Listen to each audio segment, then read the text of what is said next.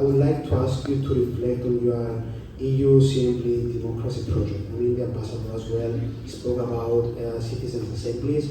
If you could please elaborate a bit on your project, and also if you'd like to share some insights on European e-petitions that you have a lot of experience with. Thank you very much. Thank you very much for the invitation. We are very happy and proud that the project itself is the knowledge partner for this panel, and our project partner, Aston, is the sponsor of this event, and we are particularly glad to be here. We've heard about different ways in which citizens can get engaged, and I think in recent years we've seen a wave of participation, of democratic deliberation. These actions, these platforms, these mechanisms are being increasingly encouraged across the European Union member states. We have instruments like European Citizen Initiative, we have instruments like e-petitions, we have also citizens' assemblies. And we've gotten a taste of that already from the French example. So all of these mechanisms of citizen participation have at their basis a common objective. It is to enhance the role of the citizen in public decision-making processes beyond and outside the election moments.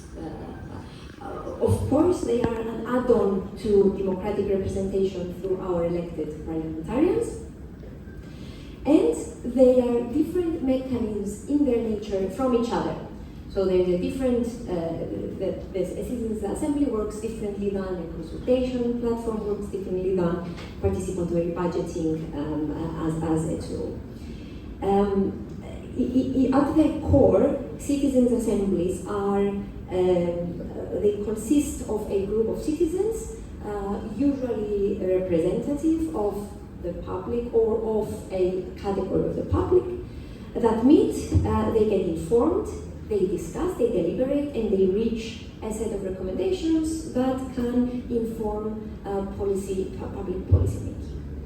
What is EU-CIEMBLY, our research project, doing about the citizens' assemblies? How does it relate to this? We know from practice, from experience, from research, that there are barriers as to who can participate and who can participate effectively and meaningfully in citizens' assemblies.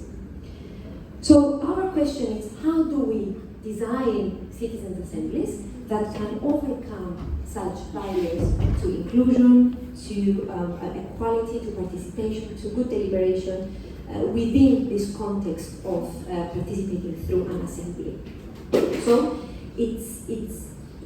we recognize also that these barriers are not always dependent on the individual. There are also structural barriers.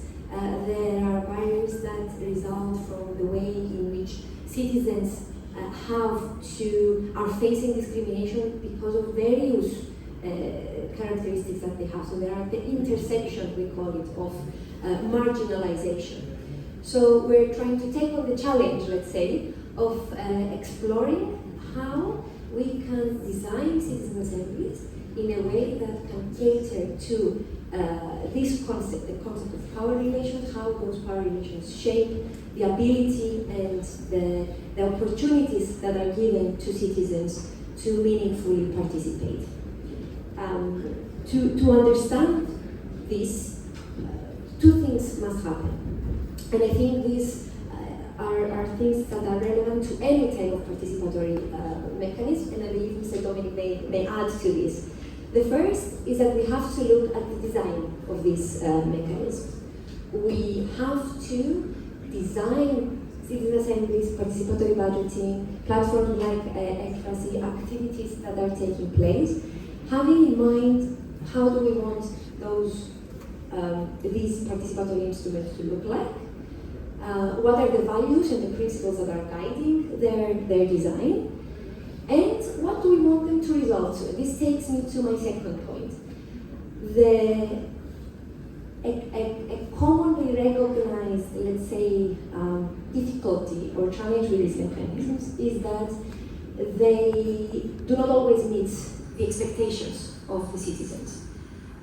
So going related to their design, but also related to the broader question of how do these mechanisms fit into the broader representative democracy system that we have, is the question of what will the power holder or the decision maker do about the recommendations that come out of these assemblies, the recommendations that come out of consultation processes, and so on. With this let's say, with this context in mind, our project is researching citizen assemblies in practice. We have done empirical work, so we have talked to people who have organized assemblies to see what are some good practices that can lead to what I called earlier intersectional inclusion, intersectional equality, and intersectional good deliberation. And we are currently preparing to run the first citizens' assembly of its kind in Cyprus on the topic of housing. We welcome you to have a look at our website, visit our website, see our activities. I'd be very glad to take any questions and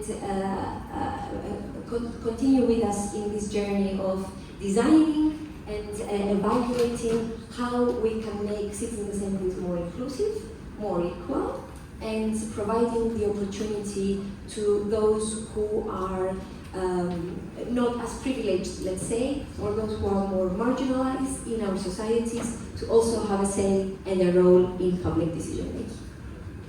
Thank you so much, Anastasia. And now we move on to Mr.